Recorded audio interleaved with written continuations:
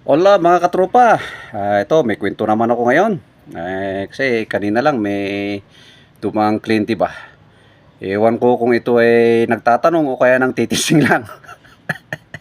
Kasi may pinapakitang papel kanina, ito ay tungkol sa lupa. Ngayon, meron daw nagre-recruit sa kanya isang grupo o isang tao na nagsasabi na pag mag-member ka dun sa grupo na yon with an amount of 10,000 pesos na membership fee, kakaroon ka na ng lupa. 100 square meters. O, di ba? Saan ka pa? 10,000, 100 square meters ka agad. So, ngayon, may pinapakita siyang mga kapapilan na sinasabi na yung taong nagre-recruit sa kanya, or yung grupo nila, merong authorization coming from a certain person na allegedly owner ng lupa. Ngayon, sabi ko, nabasa mo bang maigi ang authorization na yan? Pinakita niya sa akin, yes sir, sabi niya. So, anong pagkaintindi mo? Na itong lupa na to, itong pagkaintindi niya, na itong lupa na to ay pag-aari nung taong nagbigay ng authorization. So, kalahin nyo yan.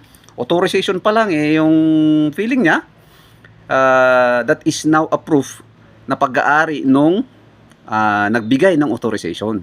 So sabi ko, okay, sige, granting na valid itong authorization na to kasi naturyuhan naman.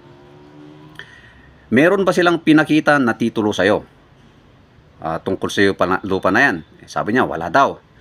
Pero merong pinapakitang kaso, decided case ng allegedly ng isang court, at sinasabi doon na na-mention kasi yung pangalan din nung allegedly na nagbigay ng authorization. Sabi ko, ang tanong ko, may titulo ba? Okay? So, wala daw may pakitang titulo, pero yung kaso lang ang pinapakita na nanalo sila sa isang court somewhere, parang Visayas or Mindanao. Sabi ko, saan bang lupa yung pinag-uusapan natin na allegedly nabibigay sa'yo? So, sa Baguio, sabi niya. So, Baguio pala yan basahin mong mabuti yung kaso. Kung talagang totoo yan, i-verify mo. Ang tingnan mo is yung titulo. Then, habang nag-iisip siya, nagkalkal siya dun sa records niya, meron na siyang may nakita. Ito pala, title, sabi niya. So, title, pinakita niya sa akin, Spanish title. Sabi ko, parang kahit isang beses ako pumasok sa mga klasiko sa land titles, hindi walang na-mention na regarding yung mga Spanish titles kasi as of now, hindi na valid o wala nang bearing yung mga Spanish titles na yan. Superseded na. So, okay, kung gusto mong i-insist yung title na yan, pumunta ka sa ROD kung saan yung lupa na sinasabing binayaran mo o kaya part ng membership mo at i-verify mo doon. Okay? So, yun ang sabi ko sa kanya. Kaya ganun, ito is bahala kayong mag-member sa kung gusto nyong nasa sa inyo na yan kasi lookout nyo na yan. Ang sa atin lang is please verify yung mga documents na pinapakita sa iyo dahil kahit na yung 10,000 na yan that is already something.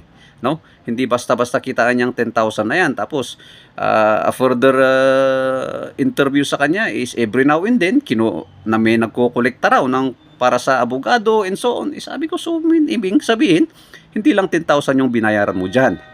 So, despite yung advice ko sa kanya, gusto niyang insist na kunin yung lupa at ilaban yung karapatan nila. Di sabi ko, nasa sayo yan. Pero as long as walang titulong may pakita na nagsasabi na yung nagbigay ng authorization is sa kanya talaga yung lupa and check kung ng title na yan is located somewhere doon sa binibigay nilang lupa sa'yo. Kung Baguio yung sinasabi, tingnan mo kung talagang yun ang nakalagay doon sa titulo. And please, verify po natin sa Register of Deeds kung saan yung lupa na sinasabing binibenta o binibigay sa inyo. So, ganun po mga katropa ha. Ay check nating maigi yung title, verify doon sa Register of Deeds kung saan kung saan located yung lupa. So until then mga katropa, see you around.